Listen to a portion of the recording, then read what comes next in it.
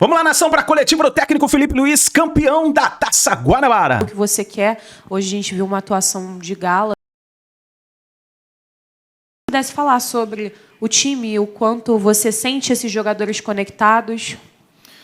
Boa noite. Eu estou muito feliz pelo jogo, pelo futebol apresentado, e principalmente pelo que os jogadores desfrutaram e se divertiram dentro do campo, né? Porque é um das coisas que eu peço muito, porque o futebol tem que ser jogado com prazer, com alegria, e eles estão num momento de confiança muito grande, estão num momento de forma muito bom, e se nota dentro do campo, né?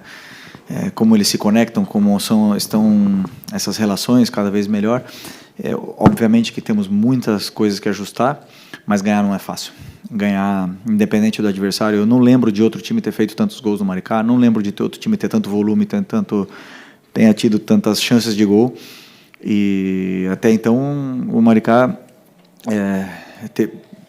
se eu não me engano, teve 3 da Portuguesa. Não lembro de outro time que tenha feito tanta chance. Então estou orgulhoso pelo momento e vamos corrigir as coisas, os detalhes micro que precisamos corrigir, continuar evoluindo. Eles têm que se exigir cada vez mais, autoexigência, para que a gente possa fazer uma grande temporada. Felipe, boa noite. Boa noite. A gente teve numa entrevista o Arrascaeta falando que você foi até a casa dele e que ele virou para você e falou: se você precisar me colocar no banco, pode me colocar. O quanto importa para você um grupo onde alguns jogadores te mostram que o elenco e a união desse grupo está acima de qualquer vaidade? Eu falei para ele que se ele não estiver bem, ele não vai jogar. Mas, não, assim, são jogadores que, além de serem grandes jogadores, serem ídolos, são meus amigos. Eu seria um hipócrita dizer que esses jogadores como o Bruno Henrique, como o Gerson, como o Arrascaeta e tantos outros que jogaram comigo desde 2019, se eu não chamasse eles de amigos. Então eu acho justo, que foi justo eu ter ido falar com eles pessoalmente e dizer que eu vou tomar decisões algumas vezes e vão incomodar. E o que eu mais esperava deles é que isso não afetasse a amizade que a gente tem, porque é uma decisão extremamente, estritamente profissional. E a resposta dele foi essa, que poderia ficar tranquilo que nada ia mudar a amizade, né? Eu sei que do meu cargo para o jogador não muda, mas o jogador para o treinador ele vê como uma figura diferente. Eu já senti isso, eu já vivi isso. Existe um respeito, uma hierarquia, a hierarquia, mas esses jogadores, como eles são tão profissionais, tão grandes, eles sabem separar o que é o lado humano, o que é a amizade, do que é o profissional. E tanto é que em momentos determinados eu tomei decisões difíceis, tive que tirar esses jogadores que são meus amigos, e eles nunca deixaram de ser próximos a mim por causa de alguma decisão. Aliás, a equipe sempre está na frente, e com isso eu vivo tranquilo, eles vivem tranquilo, porque eles sabem que eu estou sempre fazendo o que eu, Felipe, acho que é melhor para a equipe. E repito o que eu falei outras vezes: vou acertar sempre e não vou acertar sempre. Com certeza não vou acertar sempre. Mas o meu pensamento vou fazer sempre o que eu acho que é melhor para a equipe. E eles entendem bem isso. Felipe, tudo bem? Rafael Borghetti, repórter do canal Flavoz. Eu recebi mensagem de um amigo meu, que ele é flamenguista, falando sobre o jogo de hoje, e ele disse: cara, como é bom assistir o Flamengo jogar hoje em dia. Como é que é para você resgatar essa sensação do torcedor em todo dia que ele liga a TV ou vem aqui no estádio assistir o jogo do Flamengo, ele saber que ele vai ver um jogo de qualidade? E, claro, como você falou, algumas decisões podem ser contrárias, o Flamengo não vai garantir sempre vitórias e tudo mais, mas a qualidade do jogo tem sido incontestável. Em toda a partida o Flamengo tem mostrado que joga muito bem. Como é que é para você resgatar essa sensação do torcedor e estar feliz em assistir os jogos do Flamengo? Obrigado. Grande pergunta. Quando eu jogava, eu sempre pensava que o Flamengo ele tem uma característica única.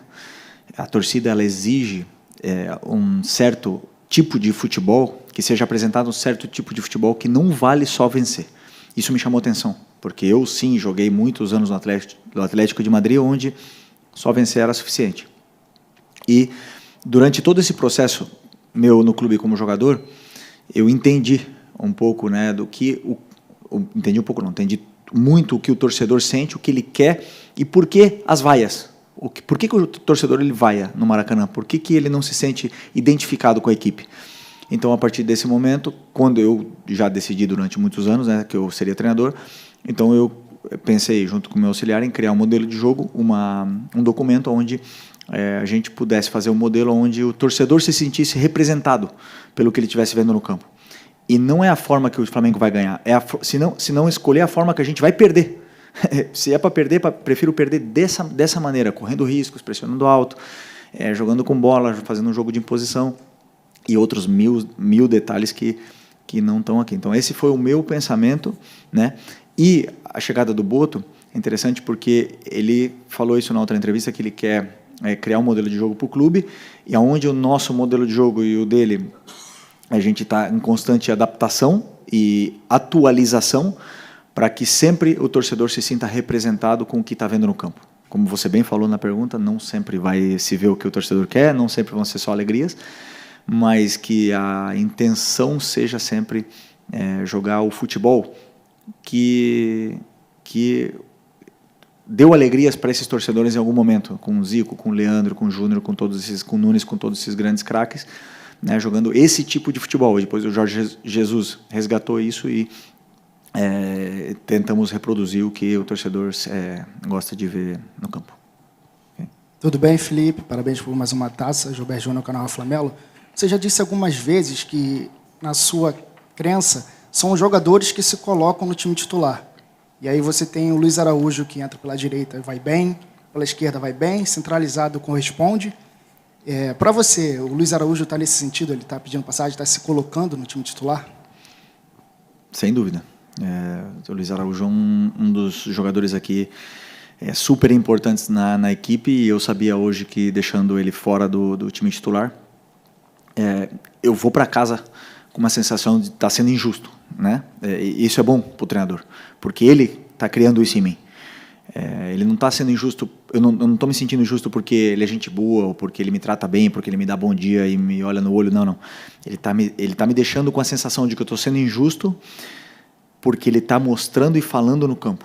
Esse é o tipo de jogador que eu quero. E depois o treinador ele tem que tomar decisões, porque todos os que eu decidi para começar o jogo hoje foi por algum motivo especial, pensando no plano de jogo, pelo momento, pela carga física, por mil coisas que eu possa imaginar, eu monto uma equipe. E hoje o meu pensamento foi não começar com ele. Mas são tantos jogos que com certeza ele vai jogar muitos jogos, como todos os outros jogadores de ataque, e o campo fala, e ele está falando no campo. Boa noite, Felipe. Bruna Medeiros, do Disflá. Você acabou de falar do Luiz Araújo, mas eu quero saber se o Plata seria a posição dele que você considera ideal, ou você vê mais ele como um substituto para jogar mais por dentro, mais pelo lado mesmo. E queria que você falasse um pouquinho também sobre essa importância do Plata, que você já falou várias vezes sobre essa importância dele tática, e a gente vê ele se movimentando bastante. Então, como fazer com que coloque dois jogadores que estão provando que merecem ser titulares e você só tem 11 lugares no time, né? Da mesma forma que eu falei da zaga, né? Vou ter que achar um lugar para todo mundo.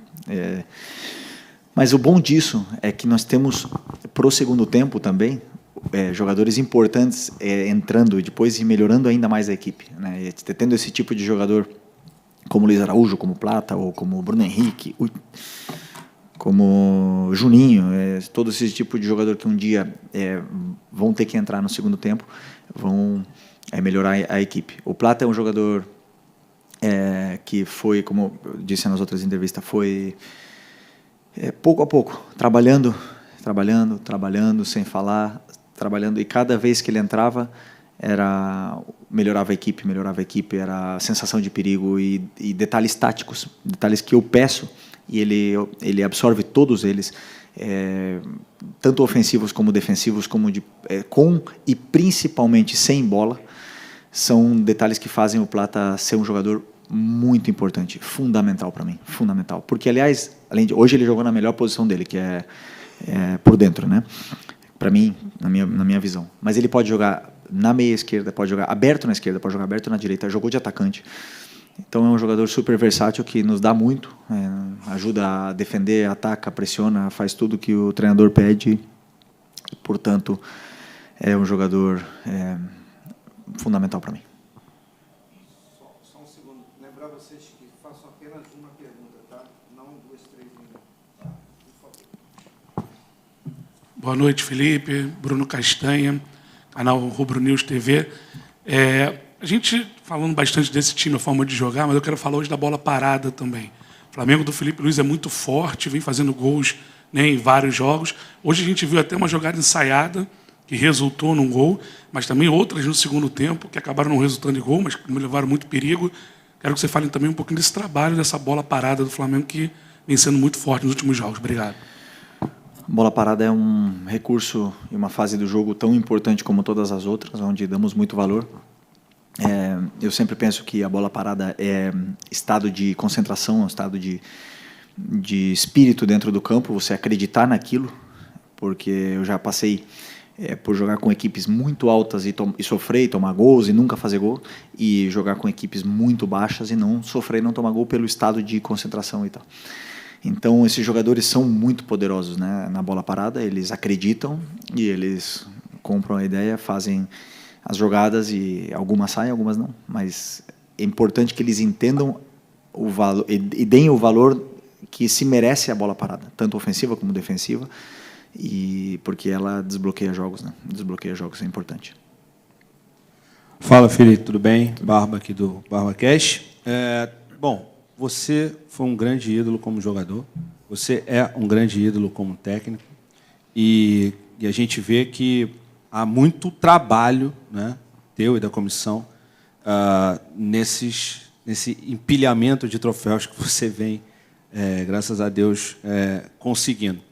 Mas a minha pergunta é o seguinte: você está sendo um campeonato carioca bacana para o Flamengo, e qual é a memória mais bacana que você tem desse campeonato até agora? Desse agora, desse isso, que nós estamos isso, disputando?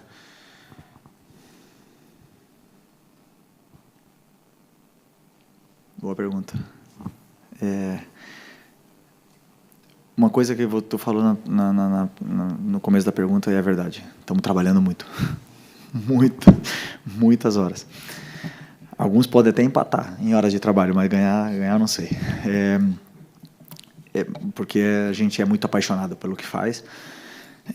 Gosto muito do meu trabalho e é muito bom ver tudo isso se reproduzindo no campo. O melhor momento do Campeonato Carioca, eu acredito que tenha sido o terceiro clássico, depois do jogo do Vasco, onde a gente passou por um turbilhão de emoções contra o Fluminense, contra o Botafogo, e jogar o terceiro jogo contra o Vasco e ver os jogadores com o mesmo sangue no olho sempre, sem cansar e sem perder a ambição, querendo mais, querendo fazer mais gols, querendo jogar, e todos eles querendo competir entre eles, para mim, como treinador, foi o momento mais gratificante até agora. Então, agora vão começar as fases realmente, o semifinal e final, que são as mais importantes, mas o time chega num estado de ânimo muito, muito bom. Boa noite, Felipe, aqui, Sidão Marinho da Litoral News. A gente vê o seu trabalho, né, muito esforçado, de fato, não para de trabalhar o tempo inteiro, aliado a muita qualidade do elenco, o melhor elenco da América. E também vejo muita obsessão. Jogadores não ficam satisfeitos só por uma conquista, querem mais. Isso é muito importante. E em cima disso, eu te pergunto qual a importância de já começar tão bem a temporada em comparação com as outras equipes brasileiras que vêm duelando pelo título nas últimas temporadas. O Botafogo ainda nem tem treinador, o Palmeiras, claro, o regulamento lá é diferente, mas está pressionado para amanhã. E a gente vê um Flamengo nadando de braçadas muito rápido e com um belo futebol aplicado no gramado. Na sua visão, qual a importância de, hoje, estar um passo à frente dessas equipes? Obrigado. Não penso em estar um passo à frente das outras equipes. Penso no nosso modelo, nos nossos pontos fortes, nos pontos que temos que melhorar. E como os jogadores entenderam, acreditam, compraram a ideia, né, do modelo e aplicam ele no campo, ele acaba acontecendo, e com a qualidade que esses jogadores têm, eles acabam potencializando muito mais ainda a sua qualidade individual. E a boa fase é o que todo treinador busca, né? Não existe nenhum treinador que quer começar o ano mal e depois acabar bem, né? Todo mundo quer estar sempre bem, e toda temporada tem altos e baixos. Então, assim, o desafio para mim, no meu caso como treinador, é que esse time continue com essa ambição, com essa fome, né? Porque eu estava no meio deles como jogador e eu sei o que eles são ambiciosos para conquistar títulos, para fazer história aqui no Flamengo, porque, claro, é difícil, muito difícil botar uma foto naquela parede que já tem tantos títulos importantes, mas eles têm muita ambição. E sabendo isso é mais fácil para mim, porque eu sei que tipo de jogador eu tenho na mão, até onde eles podem aguentar, então eu posso exigir muito porque é o que eles querem. Eles querem conteúdo, eles querem exigência, porque depois eles querem ser campeões e mostrar no campo. Então, até agora, está sendo muito prazeroso ver isso e o meu desafio é com que eles sigam cada vez mais, até mesmo porque a temporada nem começou ainda. Então, temos muito em jogo e muito para disputar ainda. Felipe, aqui no meio, Thiago Lima, do GE. Parabéns por mais uma conquista. Eu queria te perguntar em relação ao Gerson, Felipe. Hoje a gente viu o Gerson atuando um pouco mais recuado, né, do que ele vinha jogando na direita, no segundo homem de meio de campo, e até uma posição que ele jogava no time do Jorge Jesus, no time que você também jogou. Queria te perguntar o que você vê, o que você acha que o time ganha tendo o Gerson nessa posição e como você vê ele, por exemplo, ele se sente mais confortável ali mesmo ou é jogando aberto? Obrigado. Pelo que eu conheço do Gerson, essa é uma pergunta para ele, né? Ele tem que responder, mas ele se sente confortável estando no campo. É um tipo de jogador que melhora conforme vai tendo mais minutos, né? Pelo que eu conheço do Gerson, é um jogador que quanto mais joga, melhor fica. E é um jogador que, ao meu ver, nos dá muito para a equipe como volante, nos pode dar mais ainda como meia durante muitos partidos que estão bloqueados porque ele tem uma vantagem qualitativa muito grande em não perder a bola e dar sequência à jogada, mesmo pressionado. E isso, para um treinador que sabe que muitos adversários vêm pressionar, ter um jogador como esse faz a diferença. Então, hoje eu imaginei um time mais ofensivo, com o Gerson de volante e podendo colocar Plata e Arrasca por dentro, né? Então, para mim foi um plano de jogo, colocar ele aí. Ele é titular da seleção brasileira de volante, então eu sei que ele pode jogar perfeitamente nessas posições e ajudar muito a equipe. Estamos entrando na reta final aí, pessoal. Vamos lá. Felipe, aqui. Boa noite, Gabriela Marino da Band. O Flamengo é um time que tem mais títulos do que derrota no seu comando, é um time que joga com muita intensidade e a torcida diz que você faz parecer fácil o futebol do Flamengo dentro de campo. Queria que você falasse um pouquinho o que você atribui esse ótimo desempenho do Flamengo, ao que você atribui esse ótimo desempenho do Flamengo. Obrigada. Qualidade dos jogadores, qualidade, ambição, talento, o primeiro, né? Um grupo, como o teu companheiro falou, não tenho vergonha de falar, é o melhor elenco da América. Então, esse é o primeiro. Depois, parece fácil, mas quando as coisas parecem fáceis é porque tem muito trabalho atrás, porque eles trabalharam muito. Nós trabalhamos muito e eles trabalharam muito, muito mais para poder estar nesse momento de forma. Então, o objetivo agora é trabalhar ainda mais para que esse momento de forma continue o máximo possível e que os adversários entendam que a gente tem que... Até me perdi. Que os adversários entendam que é um time que não para, que é um time que quer mais e é muito ambicioso. Okay. Felipe aqui, boa noite. Marcos Martinho, do canal da QSRN, parabéns por mais um título. Eu queria te perguntar especificamente sobre a lateral direita do Flamengo, né? Porque nas últimas semanas surgiram muitas informações a respeito do Wesley, o interesse dos clubes europeus por ele, e cada vez mais informações dizendo, né, que o Flamengo teria muita dificuldade de manter o Wesley no meio do ano, especialmente após o Super Mundial, com uma possível convocação do Dorival Júnior. O Varela vem numa sequência de jogos, né, e a avaliação majoritária da torcida é que vem positivamente, o Varela vem surpreendendo tecnicamente. Você avalia o Varela como uma possível reposição para uma eventual saída do Wesley no meio do ano? O Varela seria esse jogador para repor uma possível saída do Wesley com o desempenho atual dele? Primeiro, o mercado europeu está fechado, né? Então, o Wesley não vai sair agora. É muito longe ainda pensar na metade do ano. O Wesley é um jogador muito importante para mim, para a equipe, do mesmo jeito que é o Varela. E temos que lembrar que antes de eu chegar aqui, era o Varela que jogava. Então, e o Wesley era contestado, né? Um pouco contestado, por mais que fez grandes jogos e grandes temporadas, uma grande temporada ano passado. Os dois têm características diferentes, porém, não podemos esquecer o jogador que é o Varela.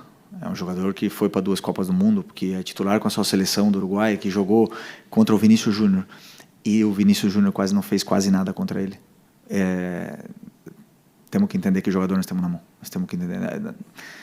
Eu acho que o Varela não tem o respeito que ele merece aqui por parte da imprensa e por parte do torcedor. Mas sim por parte do treinador, que valoriza muito o trabalho dele, não só como jogador, senão como um dos líderes desse elenco. Então, se o Wesley sair, virá outro, né? Como eu falei, falta muito ainda, virá outro, que brigará por posição com o Varela, mas o Varela é um jogador importantíssimo. Felipe, Raíza Simplício da Gol Brasil e da Placar. Essa semana a gente teve um movimento de alguns jogadores que se manifestaram a respeito dos gramados sintéticos. E aí começou uma discussão que, no meu ponto de vista, até virou uma discussão clubista. Os clubes com gramados sintéticos se manifestaram, argumentaram, atacaram gramados no Brasil que não têm qualidade, esburacados, duros, como recentemente você se referiu ao Maracanã. Eu queria saber qual é a tua opinião em relação a isso, né? E se há necessidade de ter gramados sintéticos no futebol brasileiro. Muito bom esse tema, esse assunto é muito bom. Eu, como jogador, vivi isso. Primeiro, eu queria começar falando que é muito importante que os jogadores se unam. É muito importante que eles não têm noção do poder. Eu que estive ali, né? Eu sei, não temos a noção real do poder que os jogadores têm, porque o futebol é dos jogadores.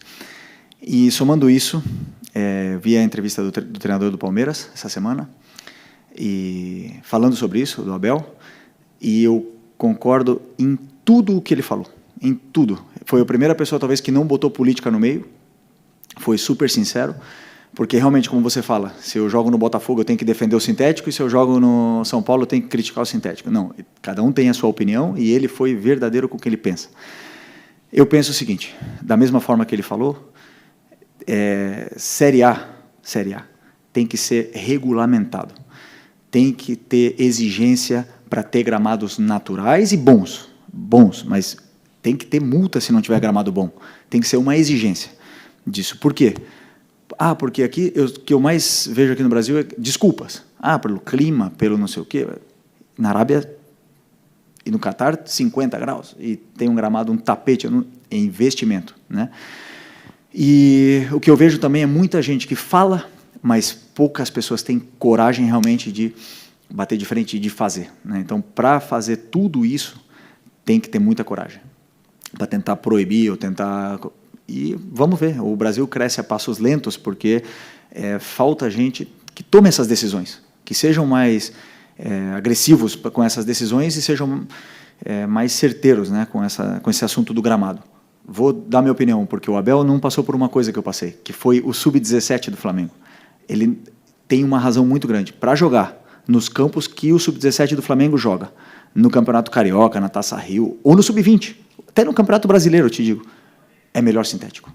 Não tenho nenhuma dúvida. Do que eu vi na base, esses meninos jogam... O que adianta preparar um plano de jogo, preparar uma semana, saída de bola com goleiro, com volantes dentro da área, para chegar num gramado onde a bola não anda, onde os jogadores não conseguem correr, no 11 da manhã, o jogo não é humano. Não é humano. Para isso, melhor botar sintético. Agora, clubes com condições para ter um campeonato mais equilibrado, para vender nosso produto para fora do país, sim. Grama natural, todo mundo prefere. Não tenho dúvida, os jogadores do Palmeiras preferem, os jogadores do Botafogo preferem.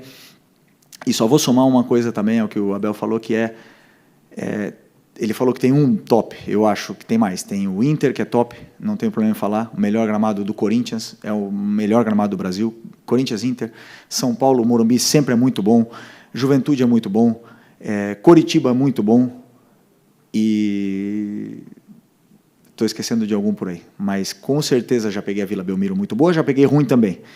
Então o que a gente precisa é regulamentar, obrigar a botar um gramado, mas botar um gramado em condições, investimento, altíssimo investimento no gramado, que aí sim vai ficar bom para todo mundo, porque na Espanha eu também peguei muitos gramados ruins, até chegar um presidente da Liga e obrigar a colocar todo mundo no gramado bom e encher o estádio. É obrigatório encher o estádio. Então se virem os clubes, senão são multados. Isso é muito importante. E aí estão os jogadores para cobrarem. e colocar a opinião que eles têm. Mas o que eu sinto um pouco do Brasil é isso. Nós vamos vendo o que os outros países vão fazendo e, a passos lentos, vamos tomando decisões e vão mudando.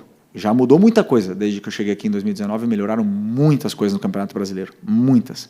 Tanto taticamente como de estrutura, infraestrutura, melhoraram muitas coisas, mas ainda estamos atrás. É evidente que nós estamos atrás e somente pessoas com coragem para tomar decisões importantes e agressivas para poder mudar e melhorar o nosso campeonato. Felipe. O Maracanã está melhor. Quando acontecem problemas, por exemplo, como aconteceu com o Thiago Silva do Fluminense, que se machucou, alguns jogadores nossos reclamaram, tanto do campo como da bola, são tomadas atitudes, né? Então a empresa deixou o gramado um pouco mais macio e claro que o Maracanã, eu acho que ano passado foi o estádio com mais jogos do mundo, se eu não me engano, tá? Se eu não me engano, com mais jogos do mundo. Isso não existe gramado nenhum no mundo que aguente, nenhum. Mas sim existem planos para solucionar esse problema. Quando o gramado começar a ficar ruim, coloca um novo. É investimento, coloca um novo. Não tem problema. Paramos de jogar, vamos para Brasília, vamos para Volta Redonda, vamos para outros lugares jogar e colocamos gramado novo. Não tem, eu acho que essa seria uma das soluções, que quem ganha com isso é o espetáculo. Você vê, e vou me estender um pouco, mas quando eu faço análise dos adversários, a gente tem uma câmera tática que grava de cima e tem estádios e tem com gramados que não dá para ver a bola, que não dá para ver o jogo. Então, quando tu vê, por exemplo, e aí você pega referências externas de outros times europeus, da Premier, você olha a imagem da câmera tática e a grama é verde, é bonita, a bola corre, os jogadores não têm que se preocupar em dominar a bola. Às vezes aqui, principalmente com essa bola, o jogador não pode pensar na frente, porque primeiro ele tem que pensar em dominar, com o gramado ruim, a bola já vem quicando, então ele tem que primeiro pensar em dominar a bola, ele não pode pensar já em dar o passe. Então são detalhes, pequenos, que fazem o nosso jogador, no cérebro do nosso jogador, não pensar na frente. E isso vai tirando a confiança, e o futebol vai ficando mais feio. São detalhes, então, para mim, tudo está nos detalhes. E nós temos que melhorar, não tenho dúvida. Boa noite, Felipe. Léo José do Coluna do Fla. O Flamengo ele fez uma boa Taça Guanabara, está chegando agora na semifinal, só que sempre fica essa questão de quão parâmetro é a Taça Guanabara para o restante da temporada, quão parâmetro é o Campeonato Carioca, né, para o restante da temporada. E eu queria saber se você, Felipe, consegue pontuar 3 pontos fortes assim do Flamengo, desse time do Flamengo, desse elenco, de olho nesse primeiro semestre da temporada, que tem o Campeonato Brasileiro, a Libertadores e o Mundial de Clubes. Sobre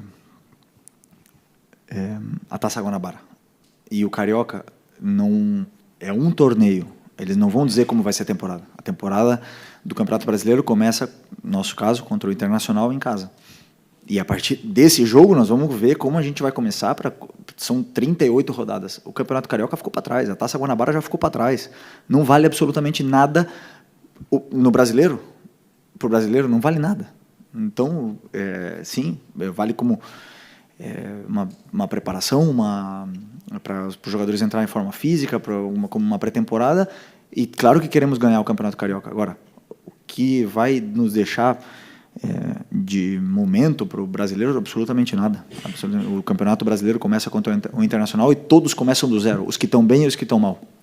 E tem time que vai ser eliminado do Campeonato Paulista, ou sei lá, e vai começar o brasileiro muito bem. Isso aí não quer dizer absolutamente nada. Então, temos que separar as coisas, como eu falei, a Guanabara já passou. E difícil pontuar 3 pontos. Difícil. Felipe, eu pedi para perguntar por último, se me permite que eu saia um pouco do futebol. Você é um grande fã de tênis, essa semana você esteve lá algumas vezes lá no Rio Open, e eu queria até saber se, apesar de ser um esporte bem diferente, se você consegue absorver alguma coisa para o seu trabalho. E aí a gente está vendo esse momento do João Fonseca, né, depois de muito tempo surgindo uma promessa, mas, ao mesmo tempo, muita expectativa para um garoto de 18 anos, e aí ele perdeu aquele jogo, enfim, você já viveu muita coisa no esporte. Queria que você pudesse falar um pouco sobre esse momento e se você pudesse falar alguma coisa para o João aí, que está ainda iniciando a carreira dele. Falar para o João que eu esperava ele aqui hoje, e não veio. Um fenômeno. Segundo o Guga Kirten, que eu estava com ele lá em Floripa, ele me falou: esse menino é diferente. Ele é dos diferentes. Tá aí, nação, a coletiva do técnico Felipe Luiz, falando sobre o Mengão, um título da Taça Guanabara, mais um título para a carreira dele. E também falou sobre a fala do Abel Ferreira, sobre os gramados sintéticos, né? Deixa o seu like, nação, comenta aí embaixo e a gente se vê daqui a pouquinho no próximo vídeo, ó. Assiste aí o pós-jogo do Mengão, tá bem aqui, hein? Tamo junto.